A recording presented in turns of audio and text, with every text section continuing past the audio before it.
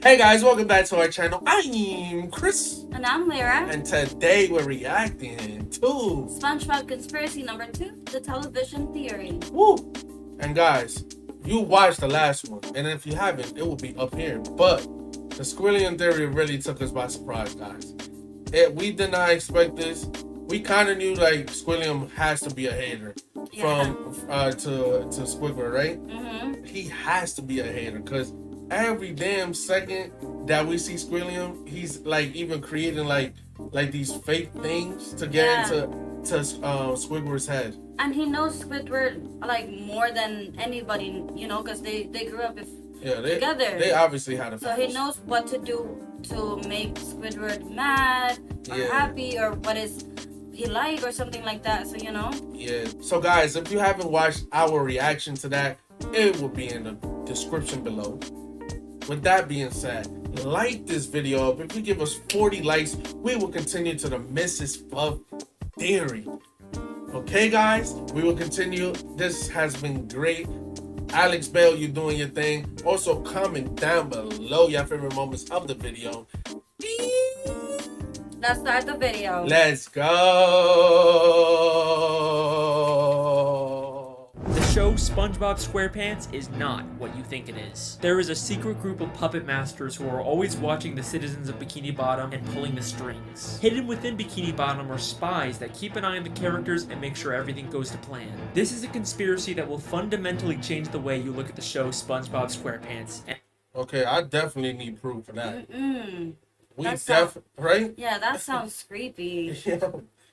Like they're a science experiment or something. And I believe it's all actually intended by the creators, and I'm gonna prove it. This is the television theory.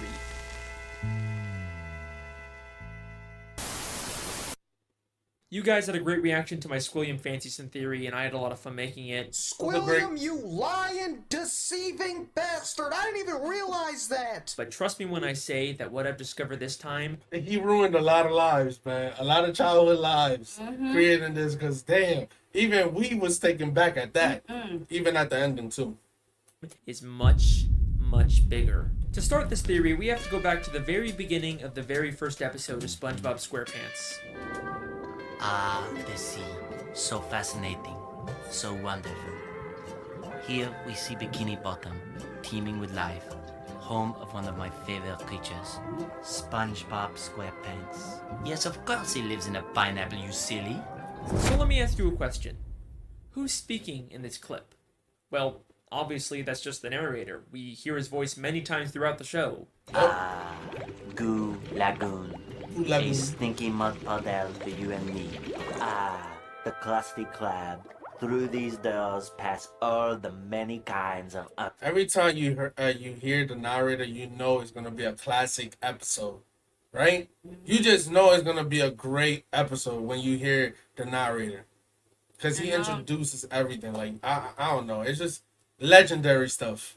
Undersea life, Puff's boating school, where diligent students learn the rules of the road. But who exactly is the narrator? Well, he's just the narrator, right? We're not supposed to think about who he is or why we're hearing him. Lots of shows have narrator framing devices we're not supposed to think about. Caillou was amazed that Mommy had made a rainbow, just like in the picture. But there's something different about this narrator. He sounds a lot like he's narrating a nature documentary. The ocean. From above, a simple blanket of water. But below, a complex world full of color, life, and wonder. That is true. That is true. Because some of the narrators, babe, right? It sounds like they're reading from a book. Yeah. Like they're reading a story, telling it to another person. He kind of does sound like he's like investigating, like kind of like, I don't know. This is crazy. Yeah, what you that feel? sounds weird.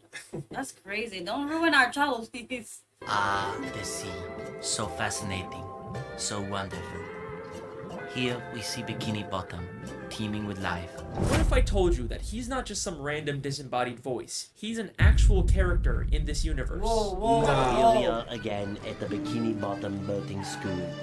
Today is once again the day of SpongeBob's boating school exam, but more importantly, this is the last test for the year, and if SpongeBob does not pass this one, It means another whole year of boarding school!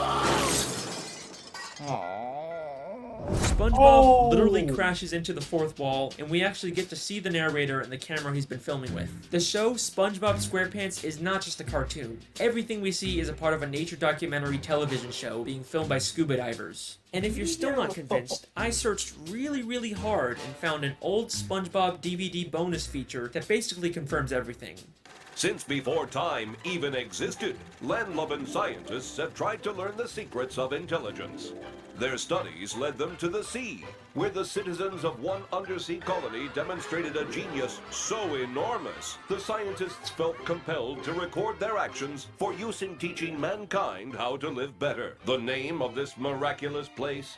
Bikini Bottom.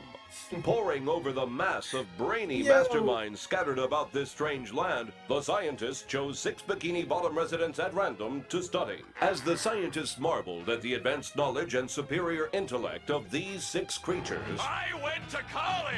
They rolled their cameras and took notes. And now, finally, we can learn all of the things that these smarty pantsuses have to teach us. Life lessons from Bikini Bottom. I don't know how it can get any more clear than that. Now, if you rewatch the show with this new information in mind, some things start to take on a whole new meaning. Throughout the series, there's this weird, unexplained running gag of a human hand interfering with the characters. It's even in the beginning of every episode in the intro for the show. Maybe the filmmakers are doing a bit more than just studying these characters. The hand seems to mostly interfere just to maintain the health and safety of the characters, like treating SpongeBob for the suds. Well, Mr. SquarePants, it seems you have the suds. Are you ready for your treatment? Oh, Hans! Hans.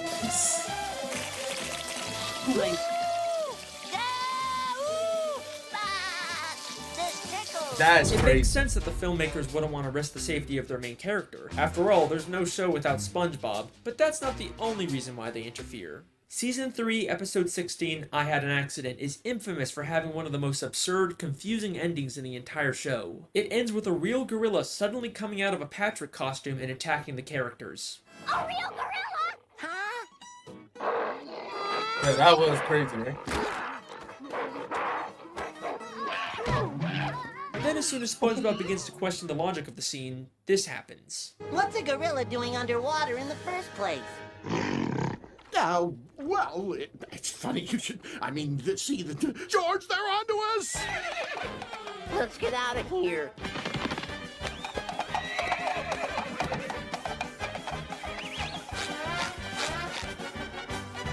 Okay. But let's just be honest. Like, when we kids, we don't even... Yeah, we never It's just thought like a of it. funny thing, right? Exactly. But now that I'm watching this, what the hell is this? Yo, what? How do you explain something like I this, know, man? that's crazy. Wow. Oh my gosh.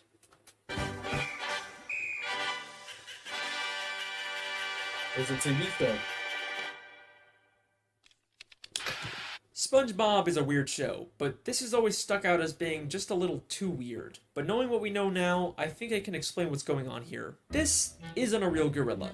Every other land animal we've seen underwater wears a helmet and is drawn in a cartoony style. The gorilla is shown in a live-action style, and the only time we ever see live-action characters is when they're human. So I believe both the gorilla and the horse he rides away on are humans wearing costumes. The filmmakers set this whole thing up just to make the episode more entertaining. It's starting to seem like this isn't strictly a nature documentary anymore. It's more of a reality TV show made for entertainment. Yep. Who knows what other absurd elements of the show are actually put there by the filmmakers to make the Yep. show more entertaining and profitable. Although, based on the people's Yeah. reaction, it doesn't always seem to pay off. But how far will the filmmakers go to make the show more profitable?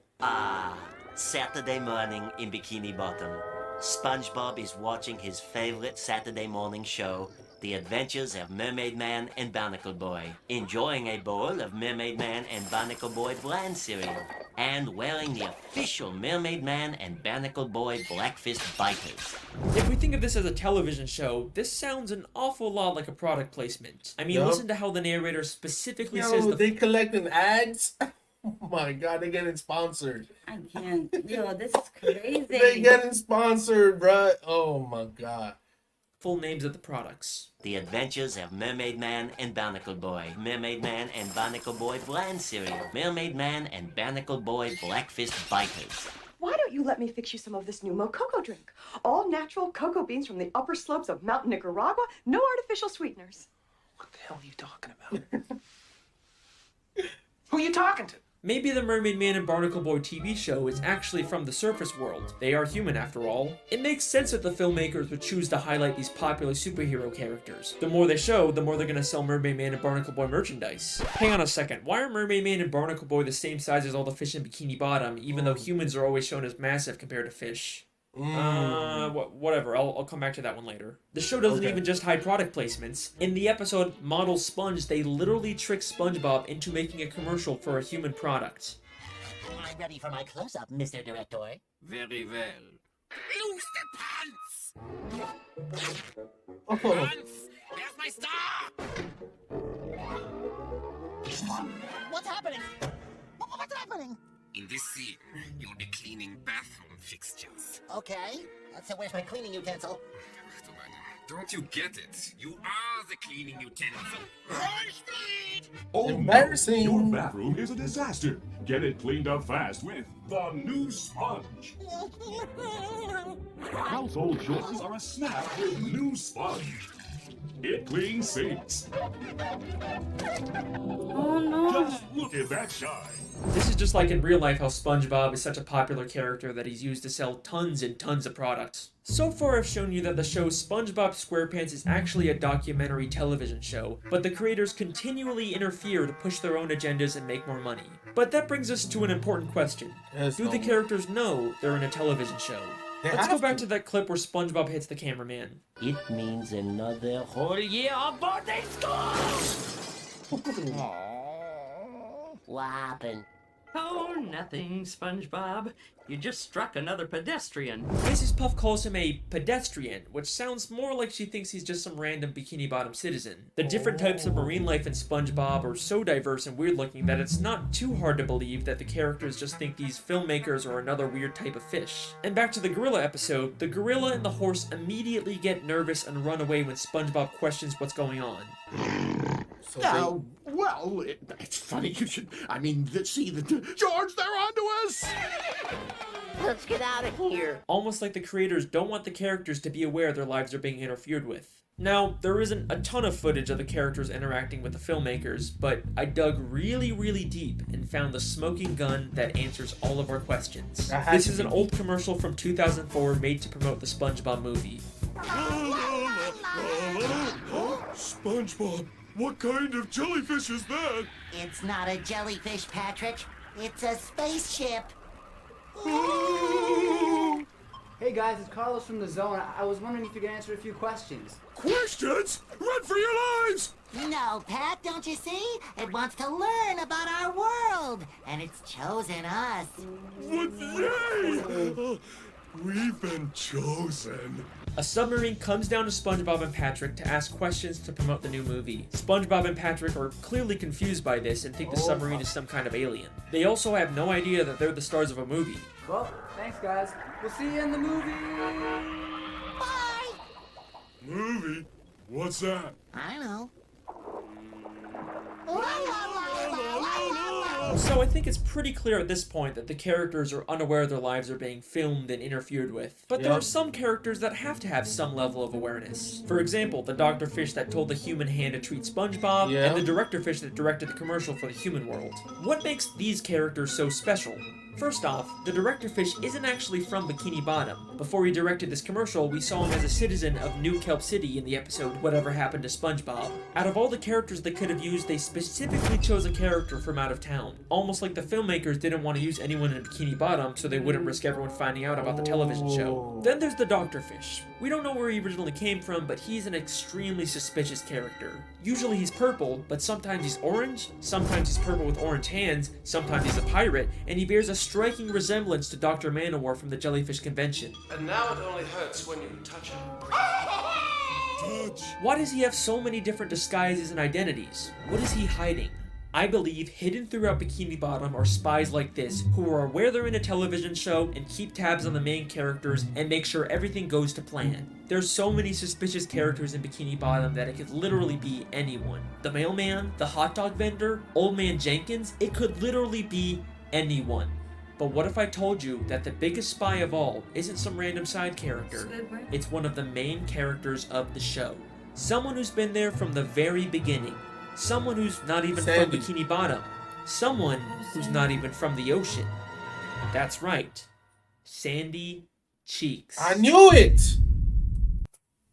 I knew it was Sandy, babe. Think about it. Squirrel in the ocean is not, doesn't make sense. Yo. Oh my gosh. Sandy Cheeks is the thrill-seeking, scientific squirrel from Texas who lives underwater in her tree dome. But why did she come to Bikini Bottom? In the episode Chimps Ahoy, we find out she was hired by a group of chimpanzees to come underwater and create inventions. But why does she need to be underwater to make inventions? She could have just as easily have made any of her inventions on land. It must be extremely expensive to maintain a giant dome of air underwater. There is no way the only reason she's here is to make random inventions. I think this whole episode is an elaborate ruse to throw off the other characters from the real reason Sandy is in Bikini Bottom. To spy on the main characters and make sure the show stays on track. Keep tabs. Many of the times the characters are in danger, Sandy conveniently steps in to save the day. And many of the wacky, entertaining episode plots are driven by an invention Sandy creates. Everything she does is a calculated move to carry out the hidden agenda of the filmmakers. Her entire friendship with SpongeBob and the other characters is built on a lie. But you're probably saying, Sandy is a sweet, friendly squirrel. There's no way she's behind.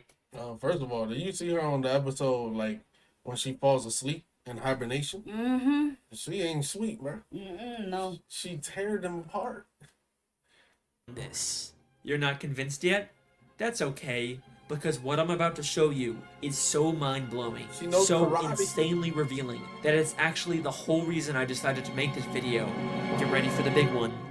Season 10, Episode 10, Feral Friends, is the episode that unlocks this entire mystery. During a birthday party, a green moon suddenly appears and turns everyone except Sandy into less evolved, real-life versions of themselves. Sandy is completely caught off guard by this and decides to call someone for help. And take a guess who she calls. Human hand? Hello, French narrator speaking. Hey, Frenchie! It's me, Sandy! Ah, Sandy Cheeks. How is it hanging? Oh, it's not hanging too good, Frenchie. You see, there's this... Don't say another word. I have been monitoring the behavior of the green moon all day. Oh, Yeah, I guess that's a pretty interesting clip, yeah. Holy shit! Sandy literally calls the narrator to let him know what's going on and asks for instructions on what to do next. She has been working with him the entire fucking time. He even has a picture of her on his desk. This is where I originally planned on ending the video, but there is still one small issue with the television theory. Just one nagging plot hole that contradicts everything. If this is all a television show filmed by scuba divers, then how are we seeing inside the buildings? It's not like any of the humans filming the show could fit inside them. It's the one annoying thing that keeps this theory from being complete. I mean, the most logical explanation is that they have hidden cameras inside of everyone's homes, but we never really see anything like that. Holy shit. Season 6, Episode 24, Oh Truth or my Square. God, I can't handle this, SpongeBob bruh. 10th Anniversary Special where they reveal lots of stuff about the characters. But the most damning piece of evidence comes from when the characters get lost in the Krusty Krab vents and end up in a room full of monitors showing live footage of all of their homes. Who the hell is controlling that? Oh, my house is on TV. All of our houses are on TV. Whoa. Gary the snail, you get down from that bed this instant. Hey, there's my house! Look, it's Sandy. And who is the character responsible for all of these hidden cameras? Mr. Krabs, why do you have cameras watching us? Oh, he a weirdo for that. Now that's weird. I'm not gonna lie. That's crazy. That is weird. So he's getting paid for that. You know how he He's is a with spy. money. Well, we're about to find out. Just want to make sure you all floss after every meal. Thank you, Mr. Krabs. Dental hygiene is very, very important. Dental hygiene? Eugene, you lying bastard. Of course he would sell out his friends for a quick buck. And if there's any part of you that thinks there's some chance Mr. Krabs has all these hidden cameras for some other reason, then take a look at what happens next. Hey, who are those guys? I think it's us, Patrick. But who are they? Alright, they're not even trying to hide it anymore. A cameraman and a boom operator have been following around the characters this entire time. And just like the gorilla, as soon as they get seen, they make a run for it. The case is closed. Woo! The television theory is something the show has consistently alluded to from the very first episode to the newest episodes. Maybe one day the show will actually directly address it and our characters will discover the real truth about their world. But regardless, that's my theory. I hope you guys enjoyed. Let me know what you think in the comments. Make sure to subscribe if you want to see more. See you next time. Hey, whoa, hang on a second.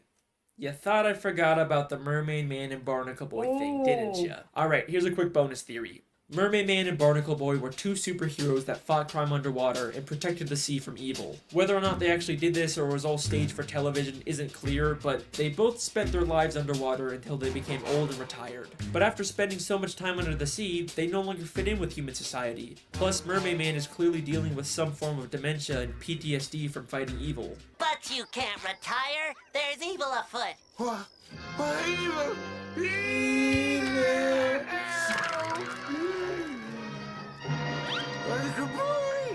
So, they decided to live the rest of their lives in Bikini Bottom. And in order to fit in better with their fellow sea creatures, they made the permanent decision to shrink themselves using Mermaid Man's shrinking belt.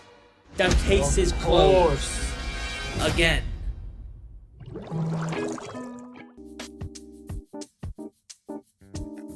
I'm convinced, bruh.